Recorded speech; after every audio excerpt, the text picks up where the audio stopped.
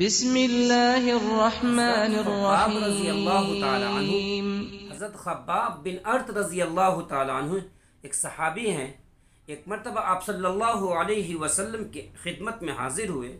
آپ صلی اللہ علیہ وسلم بیت اللہ کے سائے کے اندر، بیت اللہ کے سائے میں چادر بچھا کر گھٹنے کے بل آرام سے بیٹھے ہوئے تھے۔ جیسے انسان آج آرام کے لیے مانڈی ڈال کر بیٹھ جاتا ہے، ایسے اللہ کے رسول صلی اللہ علیہ وسلم بیت اللہ کے سائے میں گھٹنے کے بل آرام سے بیٹھے ہوئے تھے۔ وہ صحابی آئے اور آنے کے بعد انہوں نے اللہ کے رسول صلی اللہ علیہ وسلم سے عرض کیا، یا رسول اللہ صلی اللہ علیہ وسلم، آپ یہاں پر بیٹھے ہوئے ہیں، آپ اللہ سے دعا کیوں نہیں کر دیتے ہیں؟ آپ اللہ سے مدد کی دعا کیوں نہیں کرتے؟ آپ اللہ سے مدد کی دعا کیوں نہیں فرماتے تاکہ کفار کے مظالم ہمارے اوپر کم ہو جائیں؟ کفار ہم کو کتنی تکلیفیں دیتے ہیں، کتنی پریشانی دیتے ہیں، اے اللہ کے رسول آپ دعا کر دیجئے تاکہ یہ مظالم میں تکلیفیں کیا ہو جائے، دور ہو جائے، اور اللہ ان کو کیا کر دے، ختم کر دے، برباد کر دے۔ اسی مقصد سے آئے ہوں گے۔ اللہ کے رسول صلی اللہ علیہ وسلم قربان جائیے، وہ نبی جو پوری دنیا کے لیے رحمت للعالمین بنا کر بھیجے گئے، پوری دنیا کے لیے بشیر اور نذیر بنا کر بھیجے گئے، جیسے ہی آپ صلی اللہ علیہ وسلم نے وہ صحابی سے یہ جملہ سنا کہ آپ کفاروں کے لیے بد دعا کیوں نہیں فرما دیتے، آپ اللہ سے دعا کیوں نہیں کر دیتے، اللہ کے رسول صلی اللہ علیہ وسلم فوراً کھڑے ہو گئے اور چہرہ سرخ ہو گیا۔ فرمایا، کیا تم اتنی تکلیف میں، اتنی پریشانی کی وجہ سے تم بے صبرے ہو گئے؟ تمہیں یاد نہیں پہلے لوگوں کے اندر، پہلی قوموں کے اندر کسی کو زمین کے اندر دفن کر دیا جاتا تھا، زندہ زمین کے اندر درگور کر دیا جاتا تھا، کسی کو آلے سے کاٹ دیا جاتا تھا، کسی کے اوپر کیسی تکلیفیں آئیں، اور تم تھوڑی سی تکلیف کے اوپر پریشان ہو گئے۔ اللہ کے رسول صلی اللہ علیہ وسلم نے اس صحابی کو کہا، آئندہ ایسے کبھی سوالات پیدا نہیں کرنا، ایسے سوالات نہیں کرنا چاہیے۔ کیوں؟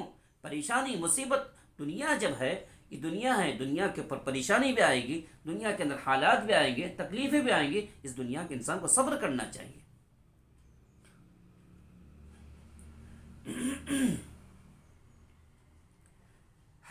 ایک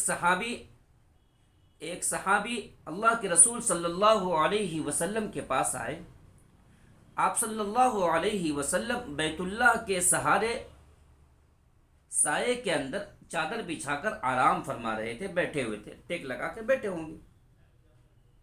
وہ صحابی آنے کے بعد کہا، اے اللہ کے رسول صلی اللہ علیہ وسلم، آپ اللہ سے دعا کیوں نہیں کر دیتے؟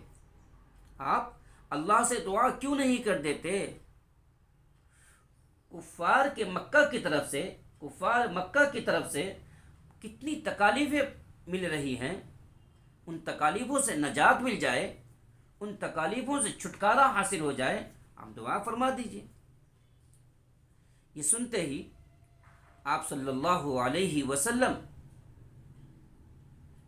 فوراً ٹیک چھوڑ کر اور آرام سے بیٹھ گئے، چہرہ سرخ ہو گیا، اور پھر فرمایا، خباب، تم کو یہ معلوم نہیں، تم کو یہ پتہ نہیں، تم سے پہلے لوگوں کو کتنا ستایا گیا، کسی شخص کو زمین کے اندر گڑا کر ڈال دیا جاتا تھا، زندہ درگور کر دیا جاتا تھا،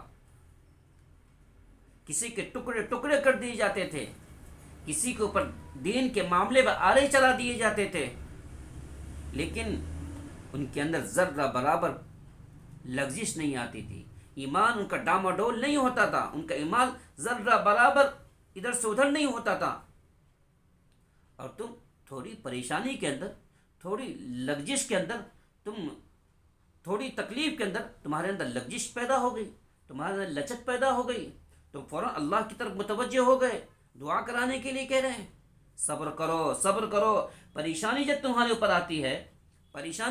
آتی ہے، اس کے اندر انسان کو صبر کرنا چاہیے۔ تو پتہ یہ چلا، اس واقعے سے ہمیں سبق ملتا ہے، مصیبت سے گھبرانا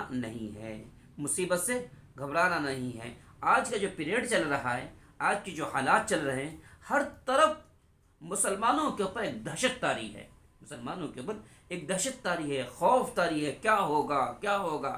ارے وہی ہوگا جو منظور خدا ہوگا. کیا ہوگا؟ وہی ہوگا جو منظور خدا ہوگا. اللہ کو جو منظور ہوگا وہی ہوگا.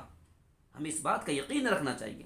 ہم نے کلمہ پڑھا لا الہ الا اللہ محمد رسول اللہ، ہمیں اس بات کا یقین رکھنا ہے اللہ جو کرے گا ہمارے حق میں بہتر ہی کرے گا، ہمارے حق میں بہتر ہی کرے گا. اس لیے کسی کہنے والے نے کیا خوب کہا ہے، مدعی لاکھ چاہے تو کیا ہوتا ہے، مدعی لاکھ چاہے تو کیا ہوتا ہے، وہی ہوتا ہے جو منظور خدا ہوتا ہے. بس ہمیں چاہیے ہم اپنے عمل کی طرف دیکھیں، اپنے اعمال کی طرف دیکھیں اور اپنے اللہ کی طرف متوجہ ہوں. توبہ اور استغفار کرتے رہے، مصیبت سے گھبرائے نہیں، تکلیف سے گھبرائے نہیں. اللہ ہم سب کو عمل کی توفیق عطا فرمائے.